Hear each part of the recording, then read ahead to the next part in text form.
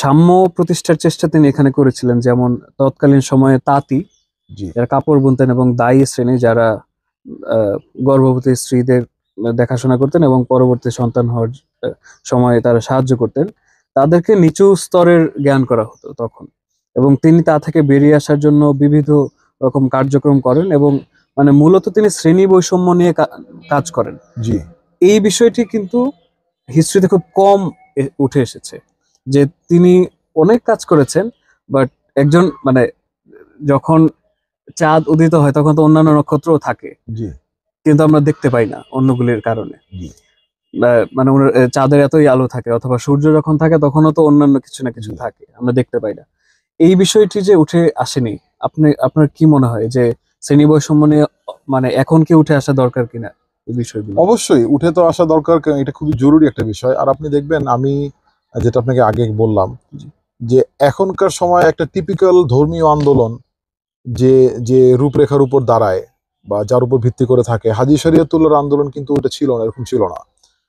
আপনি দেখেন, একটা ওই এমন না যে যারা ইসলামপন্থী মানুষজন শুধু তাদেরকে নিয়েই আমি একটা ইসলামী দল বা একটা সংগঠন করছি, তা না। হাজী শরীয়তুল্লাহ সাধারণ মানুষকে ফরজের দিকে যখন ডাকলেন, এবং এরপরেই আপনি দেখবেন যে আন্দোলনের প্যাটার্নটা চেঞ্জ হওয়া শুরু হলো। ফরজ যখন পালন হচ্ছে, উনি দেখলেন যে আরে মুসলমান, এই এই যে যেটা আপনি বললেন যে মুসলমান তাঁতি যারা ছিলেন আমাদের এই অঞ্চলে, এবং হিন্দু সহ, হ্যাঁ আমি এটাতে আসছি, আমাদের এই অঞ্চলেও কিন্তু কিছুদিন আগেও, মানে আমার ছোটবেলা ধরেন, আমি আরো আজকে থেকে যদি 30 বছর আগের কথাও বলি বা 20 বছর আগের কথাও বলি, আমাদের এখানে কিন্তু তাঁতিদেরকে একটা কটাক্ষ করে একটা শব্দ, একটা শব্দই ছিল, জোলা শব্দটা ব্যবহার করা হতো। এবং মানুষ এটাকে গালি হিসেবে আমি আমাদের এলাকায় দেখেছি, যে মানুষ বলতো আরে ও তো জোলা, অথচ সে কিন্তু একজন মানে তাঁতি বা সুতা ব্যবসায়ী। এবং আমাদের এই অঞ্চলের যারা তাঁতি বড় এখন হয়ে গেছে, মানে স্পিনিং মিলের মালিক, তাদেরকেও তাদের পিছে মানুষ কিন্তু ওই শব্দটা ব্যবহার করে। এটা চলে যায়নি, এটা অনেক বছরের একটা স্টিগমা ছিল, যেটা আমি মনে করি হাজী শরীয়তুল্লাহ এটার উপর অনেক কাজ করেছেন। মানে ধরেন তাঁতিদেরকে ওনার সাথে রাখা, ওনার পাশে বসানো, এটা সাধারণ মানুষকে বোঝানো যে না, এটা এমন ব্যাপার না। এটাও আমি মনে করি আমাদের অঞ্চলে, যেহেতু আমরা একটা মানে এই অঞ্চলে তো প্রচুর হিন্দু ছিল এক সময়, তো হিন্দুদের মধ্যে যেমন নিচু জাত, ওইখান থেকে ইনফ্লুয়েন্স গুলো হতে হতে আমাদের এখানেও ঢুকে চলে এসেছে, মুসলমানদের মধ্যে এরা হচ্ছে নিচু জাত।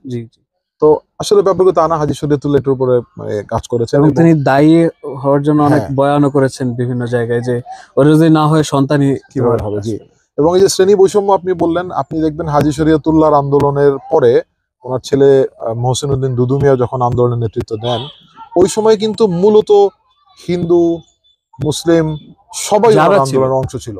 তখন মানুষকে এটা বুঝাতে সক্ষম হয়েছেন যে এটা একটা ধর্মীয় আন্দোলন না, বাট একটা ধর্মীয় সংগঠন না, এটা সাধারণ মানুষের মুক্তি। মানে তুমি যদি নির্যাতিত মানুষ হও, তুমি হিন্দু হও, মুসলমান হও, বৌদ্ধ হও, খ্রিস্টান হও, তাদের কিছু যায় আসে না, এই জায়গা তোমার জন্য।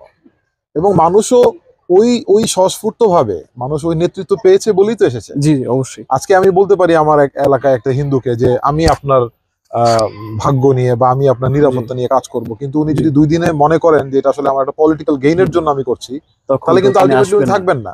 বা উনি দুর্বল হলে হয়তো থাকবেন, কিন্তু মনে প্রাণে আমাকে থাকবেন না। ওই সময় এটা হয়নি। আপনি দেখবেন দুদু মিয়া হাজী শরীয়তুল্লাহ যিনি ছিলেন, ওনার সময়ও কিন্তু ওনার একদম খুব ক্লোজ আশেপাশের লোকজনও কিন্তু হিন্দু সম্প্রদায়, বডিগার্ডও হিন্দু ছিলেন, বডিগার্ডও হিন্দু সম্প্রদায় থেকে ছিলেন। ঠিক আছে।